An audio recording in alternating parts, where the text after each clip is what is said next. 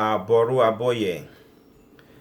Booker T. Washington tells the most magnificent story about how he prepared himself to establish Hampton University, which still stands to this day as a premier historically black college and university, HBCU. One of the stories that Booker T. Washington tells is how he went to visit the houses of hundreds of slaves throughout the South. And, he slept in their homes, he ate their food, he talked with them and got to know what their lifestyles were, what their needs were, and some of the ways in which they were preparing themselves to be free, because this is during the Reconstruction era, right? And so he tells this story of walking up to a particular house. It's a little simple house, a little wooden shack, basically. And as he's approaching, there's this open field in front of the house, right? And this field had weeds, grass or something, like 3 feet high, completely just being neglected. There's nothing happening. And then you get inside the house, and there really isn't furniture. Okay, the people are cooking a real simple meal of like fatback and porridge or something like that. And they may not even have pots and pans. Or plates. Excuse me. They may just cook this fatback in the pan with some other simple ingredients, and they're eating it from the pan. Meanwhile, in the corner, they've got a grandfather clock, and the grandfather clock doesn't work. It's broken. It's dusty. And then when he asks further about this clock, you find out nobody can even tell time. And then when he starts talking to them about the children or the child and if they were able to read and things like that, and sometimes people are so proud, they're like, yeah, Junior can read, and we have a couple of books for him. And they asked him to bring out the books, and there's a book of Greek and a book of Latin. Okay, and the story was so striking because here you have people who are master farmers. They have all the capabilities to grow pretty much anything on that soil, but they're walking right past the open field in their front yard to go and work for pennies for the white man. They have a broad spectrum of cultural knowledge from their own African heritage, but they're reading Greek and Latin, in spite of the fact that they're never going to talk to anybody in Greek or Latin. And they have a clock that is broken and no one can tell time with anyway. So all these things are symbolic. Everything is symbolic that they're doing. It's not grounded in any real reality. This is the School of Orisha Studies, and I'm your instructor, Obafemi Origuwa. Today's lesson is on the importance of taking a developmentally appropriate approach to spiritual growth and transformation. Booker T. Washington's story really epitomizes one of the ironies of the African American experience.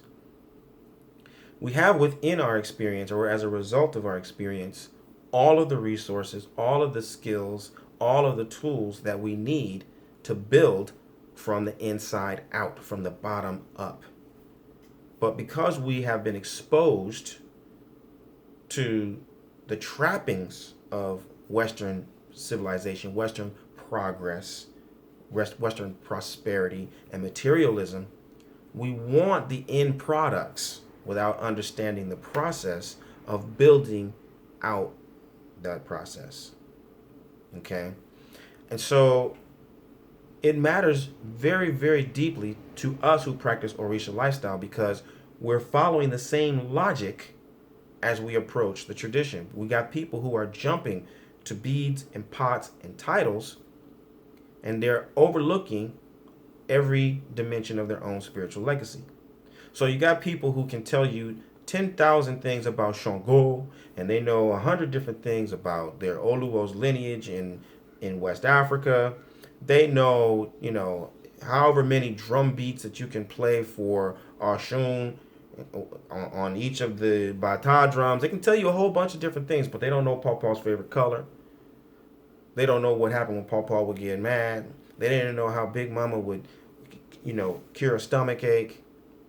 They don't know the names of their lineage 4 generations back, 5 generations back, right? But all this other stuff they know, and they've got 10, 15, 20 different pots for different orisha.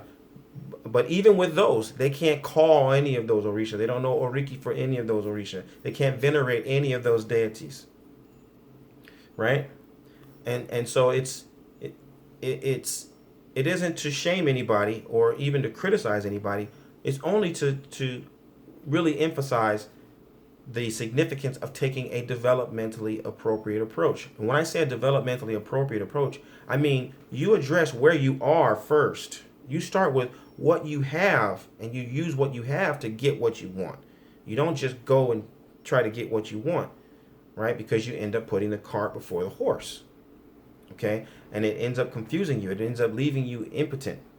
You end up having a book of Latin, okay, that you can't use to communicate with anybody.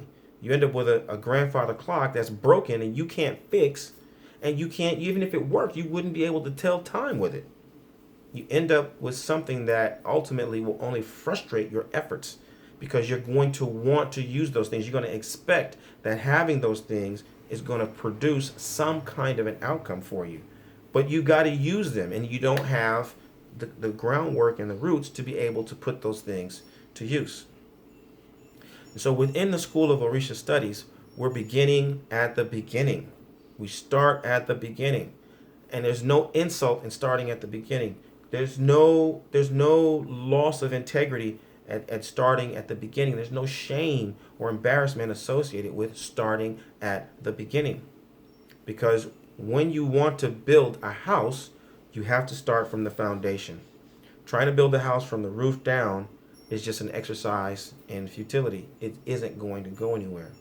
So start at the root. Start at the bottom. Roots before wings. Okay?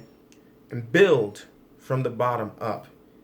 It may seem like it takes more time. It may be less glamorous. It may be more tedious. You're going to definitely find fewer people who want to take you through the pains and the paces of starting from the bottom, right? It's like finding a real true preschool teacher of Ifa is not easy, right?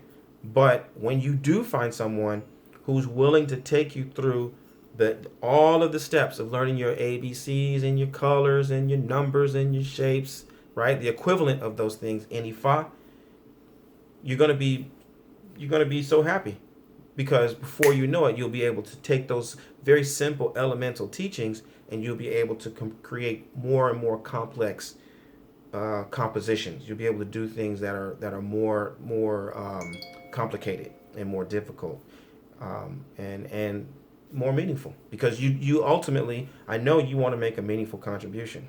At the end of the day, I want to really emphasize that. I understand that what's motivating you is you want to deliver on that ancestral promise. It's in you. It's trying to come out. It's animating you. It's activating you. It's driving you toward the tradition. You're there. You're in the right place, but you just can't start at the top floor. You've got to start at the beginning. Okay, and so I want you to respect and honor that spiritual impulse that's driving you to grow and develop. But in order for it to come to fruition, in order for you to really, really deliver on that promise, you got to put first things first. Begin at the beginning and work your way up. Aboro aboye, aboshishe.